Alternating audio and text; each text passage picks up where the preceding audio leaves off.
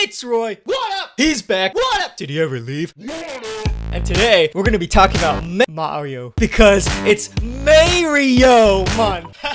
Mr. Bulbul Force. And we're gonna go on with an all-month-long celebration just for Mario here. Did you see my other videos? All month long. To top off this month with the final video, we're gonna be talking about Mario Golf, because I didn't have any other Mario games to talk about. So grab your putters and get ready to shudder, because it's another Roy's review. Mario month, all-long month celebration. So much cringe. Mario Golf was a game developed by Camelot and published by Nintendo back in 1999. That was 20 years ago. Wah! The game was the first ever Mario game ever to be released with golfing. Ever. You could play as a variety of characters from the crew, and each character had their own stats to suit your playstyle.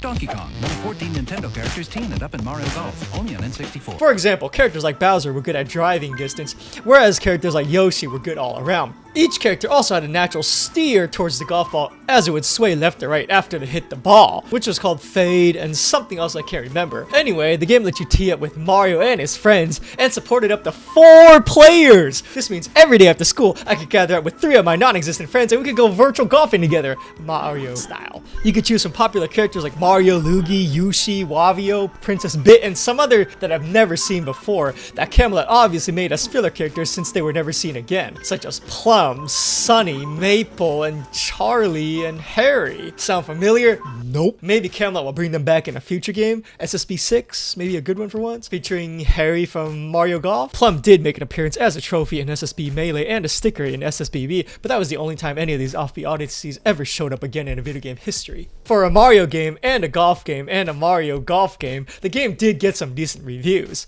I hate my life. After you and your computer-controlled best friends choose your characters, they even included lefty support. You would choose the type of game you want to play. You can choose from the main 18-hole golf course and then choose from a variety of environments, all non-existent in the Mario universe, or you could do some other game modes that no one really cared about. The game had a whopping number of game modes like tournament, get character, ring shot, speed golf, stroke play, mini golf, training, match play, skins match, and club slots. Other than the main mode, the mini golf was the only other fun one. So you choose your characters, choose the game type, choose the stage, now you're ready to play some golf, Mario style. The game plays just like how real life golf would play, Tiger Woods can confirm. Each player takes turns hitting the ball into the hole. Depending on how many strokes you take, your score goes up. In golf, a higher score is a bad thing. You want the lowest or a negative score. Doesn't everyone already know that? Why didn't you choose? But it's not that simple. You have to choose what kind of driver you want. All the common types are included from your one wood to your putter. You have to choose what kind of swing you want. You know, like a normal, an approach, or a putt. You can also use a special power drive where your character will hit the ball extra hard so you can land closer to the hole in the least amount of strokes. You only have 3 power swings per match, but if you time it right using the timing meter, you can get a freebie. The game has a timing meter where you can control how hard you hit the ball and the accuracy of the drive. Ideally, you want to press the A button on the very left handbar and on the very right handbar, as this will give you an extra long drive and you'll get a nice shot.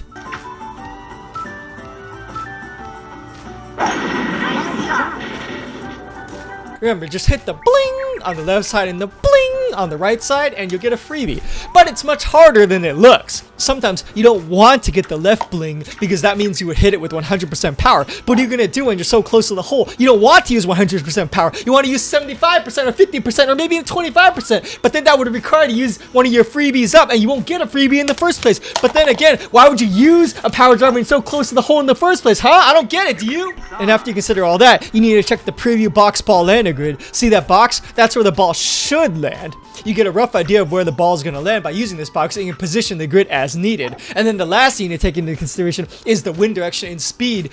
The boo at the top right shows the direction and the meter strength of the wind. You can also press Z to see some random grass blowing to give you an idea of which direction. After you factored all this in, you're ready to golf. Just go ahead and hit that A button, then time it at the right bar. Nice! Then time it again at the left bar. Awesome! And then your character will swing and you'll get a nice shot!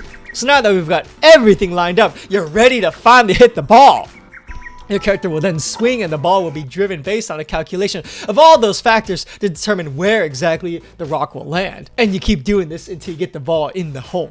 You want to take the least amount of strokes to get there. Each course has a par, and in golf, par means average. You want to take below average amounts of hits to make it in. So for example, if we take this course, the par is 4, and we want to make it under 4 hits. So for every stroke below 4 hits, you get a minus that amount. So for example, if the par is 4 and we took 3 hits, our score for this course would be 4 minus 3 hits, which totals -1, which is good. At the very end of the game, whoever has the lowest score is the victor. And then congrats, you just learned how to play Mario. Real life golf. This is the stuff that Tiger Woods knows, and now you know it too. So that's my treat to you all for Mario month, teaching you how to golf. Not releasing a series of videos in Roy's over the month in small tidbits and then making it with this garbage content because I was a super bad procrastinator playing Fallout 76. Also did roll out later to the Game Boy Color, which I would never understand and would never want to touch with a 10-foot pole. I mean, could you imagine playing this game on a slimmed down version with a smaller screen? You have to do everything like change your drive, change your power level, zoom in, gauge where your ball and then change your strike the ball, determine the wind direction and strength, and timing your putting strength on a screen made for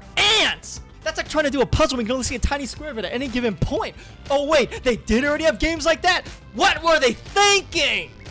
But of course, the best part of Mario Golf were the character voiceovers that you could use to super cheer your friends to force them to do their best and encourage them like a good friend does.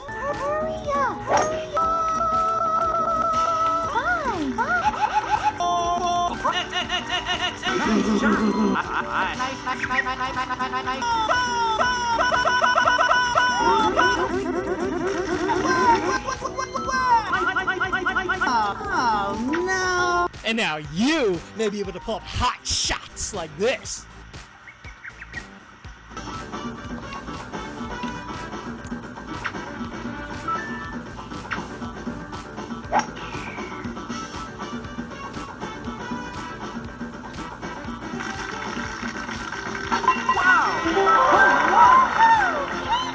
Yes, that was actually me.